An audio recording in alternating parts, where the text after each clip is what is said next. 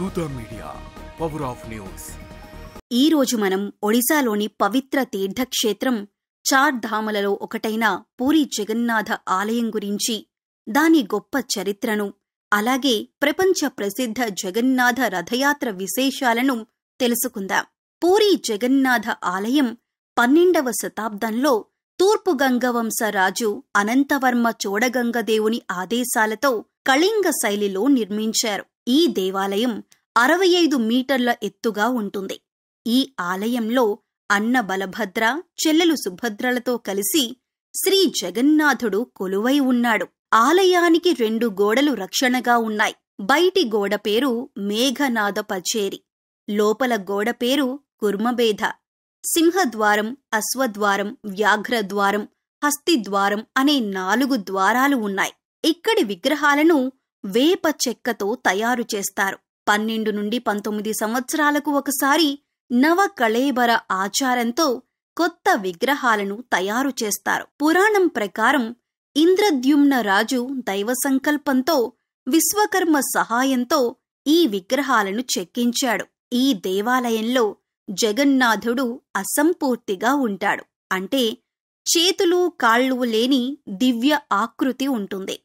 ఆయన సర్వాంతర్యామి అనేదానికి సూచికగా ఈ రూపం నిలుస్తుంది. ఈ ఆలయంలో చాలా రహస్యాలున్నాయి.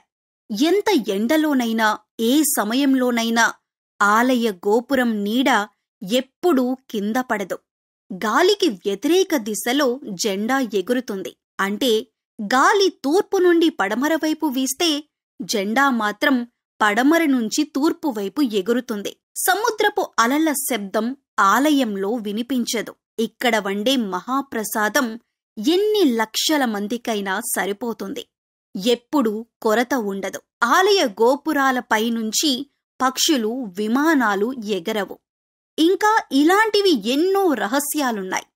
ఈ విశేషాలు జగన్నాథుని దైవత్వాన్ని స్పష్టం చేస్తాయి. ఆలయాన్ని యమనిక తీర్థంగా పిలుస్తారు. ఈ ఆలయాన్ని దర్శిస్తే యముని ప్రభావం తొలగిపోతుందని భక్తుల నమ్మకం.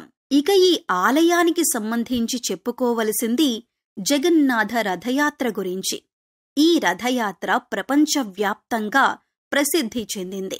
ప్రతి సంవత్సరం ఆషాఢ శుక్ల ద్వితీయ నాడు జరుగుతుంది.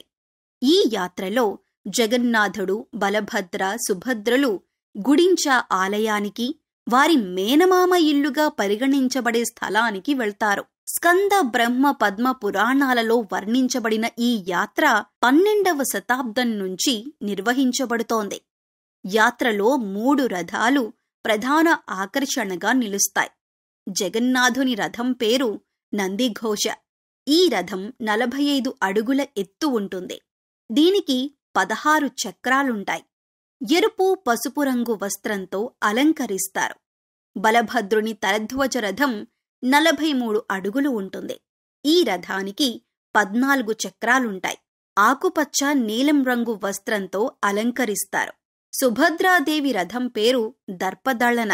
దీని ఎత్తు 42 అడుగులు ఉంటుంది. 12 చక్రాలు ఉంటాయి. ఎరుపు, నలుపు రంగు వస్త్రాలతో అలంకరిస్తారు. ప్రతి సంవత్సరం కొత్త చెక్కతో ఈ రథాలను నిర్మిస్తారు. లక్షలాది భక్తులు తాడులతో రథాలను లాగటం ద్వారా పాప విమోచనం, ఆధ్యాత్మిక శుద్ధి పొందుతారని నమ్ముతారు. యాత్రకు ముందు స్నాన పూర్ణిమ నాడు జగన్నాథ, బలభద్ర, సుభద్రలకు 108 కుండల పవిత్ర జలంతో అభిషేకం చేస్తారు. అనంతరం 15 రోజుల పాటు ఇంట్లో విశ్రాంతి తీసుకుంటారు. ఈ సమయంలో భక్తులకు దర్శనం చేసుకునే అవకాశం కల్పించరు. పహండి ఆచారం ప్రకారం దేవతలను రథాలలో ఊరేగింపుగా తీసుకువెళ్తారు. చేరా పహారా ఆచారంలో పూరీ గజపతి మహారాజు బంగారు చీపురుతో రథాలను శుభ్రం చేస్తారు.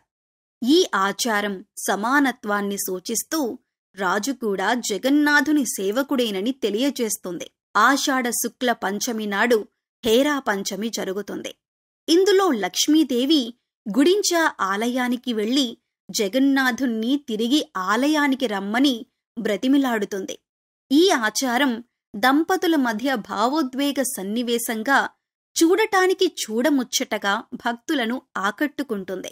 రథం కొంత ధ్వంసమైనట్లు లక్ష్మీదేవి నటించటం ఈ వేడుకకు మరింత అందం తీసుకొస్తుంది. ఆషాఢ శుక్ల దశమి నాడు బహుదా యాత్రలో దేవతలు తిరిగి జగన్నాథ ఆలయానికి చేరుకుంటారు. మార్గంలో మౌసీమ అంటే జగన్నాథుని మేనత్త ఆలయంలో జగన్నాథునికి ఇష్టమైన భోజనం పోడపీఠ నైవేద్యంగా సమర్పిస్తారు. ఈ ఆచారం కుటుంబ బంధాన్ని సూచిస్తుంది. శుక్ల ఏకాదశి నాడు సునాబేష జరుగుతుంది. ఈ రోజున దేవతలకు 208 కిలోల బంగారు ఆభరణాలతో అలంకరిస్తారు. జగన్నాథుడు శ్రీరాముడిగా, బలభద్ర బలరాముడిగా, సుభద్ర లక్ష్మణుడిగా దర్శనమిస్తారు. ఈ అద్భుత దృశ్యాన్ని చూడటానికి 2 కళ్ళు సరిపోవు. లక్షలాది మంది భక్తులు ఈ వేడుకను చూసి తరిస్తారు. ఈ రథయాత్ర హిందూయేతరులు అంటే వేరే మతాల వారికి కూడా దర్శన భాగ్యం కల్పిస్తూ సమన్వయాన్ని ప్రతిబింబిస్తుంది. ఈ యాత్రలో 4 నుండి 5 లక్షల మంది భక్తులు, విదేశీయులు పాల్గొంటారు.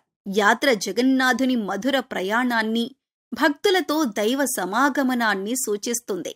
రథచక్ర దర్శనం లేదా స్పర్శ జన్మ జన్మల పాపాలను నాశనం చేస్తుందని నమ్మకం. పూరీ జగన్నాథ ఆలయం రథయాత్ర భారతీయ సంస్కృతి, ఆధ్యాత్మికతలో అమరగీతం. ఈ పవిత్ర క్షేత్రం భక్తులకు మోక్ష మార్గాన్ని చూపుతుంది. జగన్నాథుని కృపా కటాక్షంతో ఈ యాత్రలో పాల్గొనే ప్రతి భక్తుడు దైవానుగ్రహాన్ని పొందుతాడు. ఈ దైవిక ప్రయాణంలో మీతో కలిసినందుకు ధన్యవాదాలు. జై Jagannath. For more updates, please subscribe Dutta Media.